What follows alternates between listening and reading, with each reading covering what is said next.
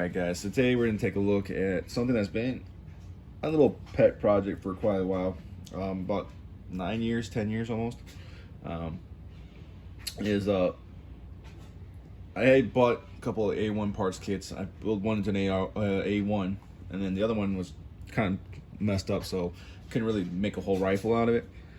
So I had this idea. Everybody talks about should hit the fan, keeping the rifle up long as possible. So I wanted to see, hey, can I do that same thing with this rifle? Any changes I wanted to do to it? Well, at that time I was building it to a pistol. Any changes I want to do to it? Can I do it with these three specialized tools? At the time I had the clamshell little thing for the upper receiver, their vise. I've since changed that to a wheeler. But with that, the AR wrench and a hand drill, the battery charged hand drill. And can I do that? So I'm pretty sure those three things you can carry around pretty easy with you. The hand drill, yeah, it's got a battery, but you can charge it with a solar charger. So that's why I'm like, all right, I'll give myself that. But with those three tools, can I do anything I needed to do to keep this gun running? And any modifications I did had to be using those three tools only. And since then, since early 2015, I've done it. So when I first built it into a pistol, I had a Bear Creek Arsenal 10.5-inch barrel, and my pistol lower, not this one on here, but this is the rifle lower I had built with the original parts. Yeah. So let's talk about it.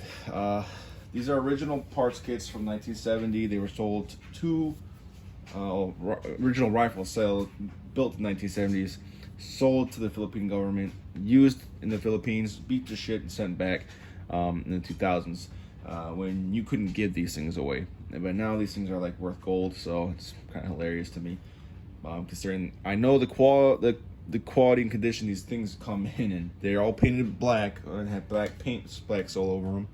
A lot of the bolts are rusted to shit, so yeah, beware of that. But so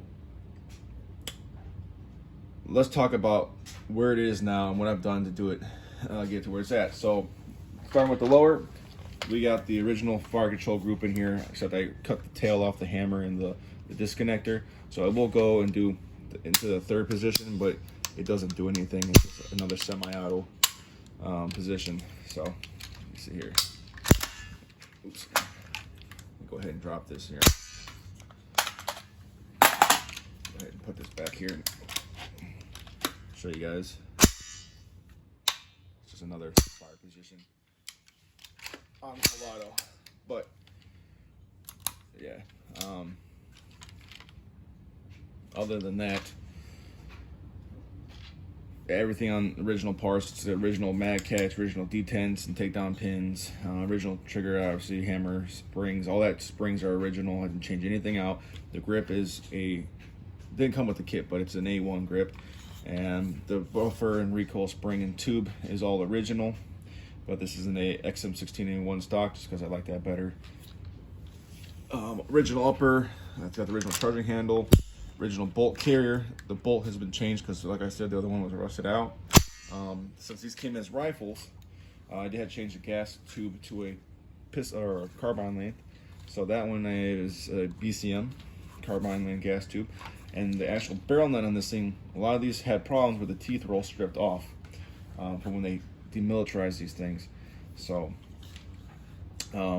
granted, they did take them down properly. They punched the pins out, pushed the front sides off, pulled the gas tubes out, and went ahead and removed them like they're supposed to, and you didn't get no barrel stubs. But I replaced this with an original Colt barrel nut and spring, just because the spring was broken on as well, and I just used the original slip ring and retainer here, the little C-clip. Got some Colt skinny hand guards.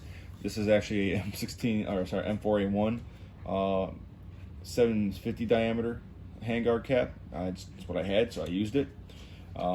This is a reproduction from Brownells. It's a 625 diameter front sight block, and this is on a Bushmaster barrel. Now the Bushmaster barrel I got had a problem and a challenge for me. It was missing the indexing pin. Yeah, sure, I could go ahead and order one, but in the end of the world, there's no UPS, so I couldn't have it delivered.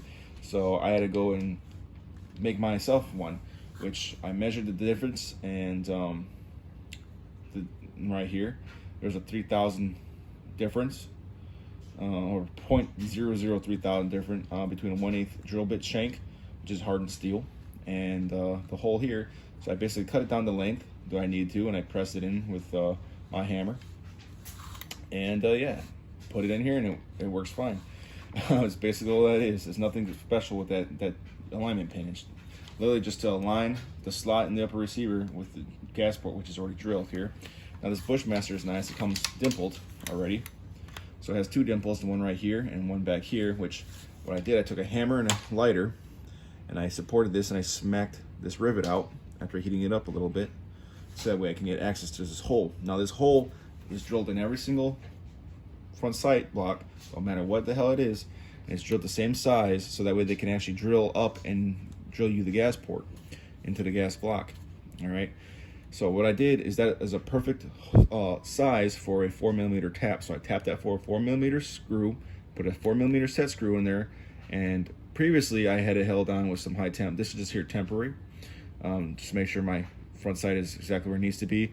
And then once it's on there good, I'll go ahead and remove this back out, and you know, go ahead and do it, because I do want to change this out to an actual legit 625 on here. I just don't want to have it just the wrong size, just for my own well-knowing.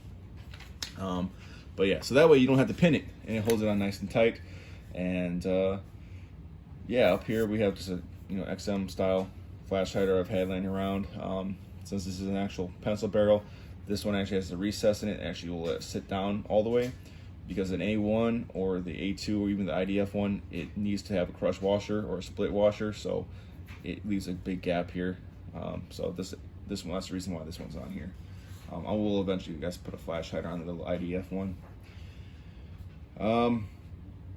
So yeah, the lower itself is what I made, and how I got this finished. Well, originally this finish right here was all over the entire upper. I mean the lower, which matches the upper pretty well. My dad was a plater, and so I know about plating. And I thought it was the same thing as anodizing. So I went ahead and took my laptop charger I used for etching, and I attached it to right there where the bolt catch goes in the receiver. It dumped in some water. Then I took some AR-15 stripper clips, you know, that gray color they have, and I used them as my anode. And yeah, I put it in there and I left it overnight. Woke up the next morning and I had a receiver that looked like shit, but had a darker color on it.